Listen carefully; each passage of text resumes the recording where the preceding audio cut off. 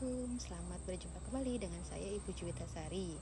Hari ini saya akan memaparkan materi Sejarah Indonesia kelas 11, yaitu mengenai perjuangan atau perlawanan rakyat Indonesia melawan penjajah sebelum abad ke-20. Mari saksikan. Ciri-ciri perlawanan sebelum abad 20. Yang pertama, perlawanannya bersifat lokal, terjadi di daerah-daerah tanpa adanya koordinasi antar daerah. Yang kedua, tidak menggunakan organisasi, tetapi dilakukan secara berkelompok saja. Yang ketiga, dipimpin oleh tokoh masyarakat yang disegani.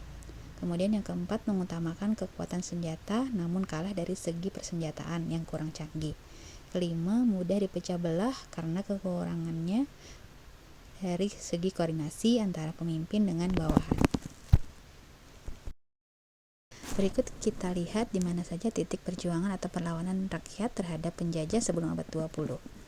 Ada di Aceh, Sumatera Utara, Jawa Barat, Kalimantan Selatan, Maluku, Yogyakarta, serta Papua.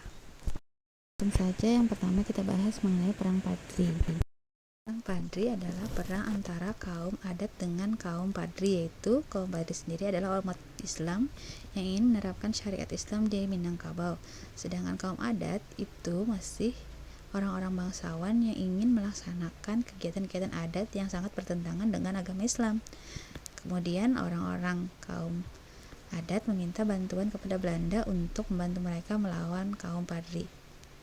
Pada akhirnya, kekalahan pada kedua belah pihak dimanfaatkan oleh Belanda untuk menguasai daerah Minangkabau. Selanjutnya yaitu Perang Aceh. Perang Aceh adalah salah satu peristiwa besar yang terjadi di Aceh. Perang Aceh adalah bentuk perlawanan rakyat terhadap kolonial Belanda pada tahun 1873 hingga 1912. Perang Aceh tercatat sebagai perang terlama yang terjadi di Aceh. Selanjutnya yaitu Perang Diponegoro. Perang Diponegoro atau disebut juga Perang Jawa terjadi tahun 1825 hingga 1830.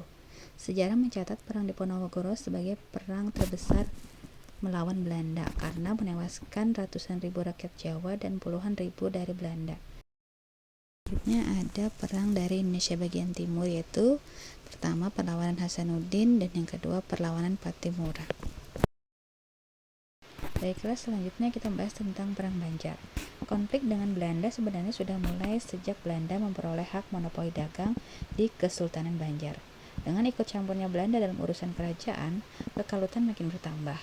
Pada tahun 1785, Pangeran Hatta yang menjadi wali putra mahkota mengangkat dirinya menjadi raja dengan gelar Sultan Tahmidillah II dan membunuh semua putra almarhum Sultan Muhammad. Pangeran Amir, satu-satunya pewaris tahta yang selamat, berhasil melarikan diri lalu mengadakan perlawanan dengan dukungan pamannya Gusti Kasim. Tetapi gagal. Pangeran Amir kemudian dibunuh. Pangeran Amir merupakan kakek dari Pangeran Tasari. Dan untuk kemudian Pangeran Tasari melanjutkan perjuangan melawan penjajah. Setelah di penghujung video ini kita membahas tentang penyebab perlawanan bangsa Indonesia sebelum abad 20 belum berhasil. Yang pertama, perlawanan sangat tergantung pada pemimpin. Yang kedua, mudah dari domba. Yang ketiga, bersifat sporadis atau masih tersebar. Kemudian yang keempat, bersifat kedaerahan dan belum terorganisir dengan baik. Setelah tadi sudah kalian saksikan mengenai video perlawanan bangsa Indonesia sebelum abad 20 terhadap penjajahan. Semoga video hari ini bermanfaat dan bisa kalian pelajari untuk lebih lanjut. Sampai bertemu pada video berikutnya ya.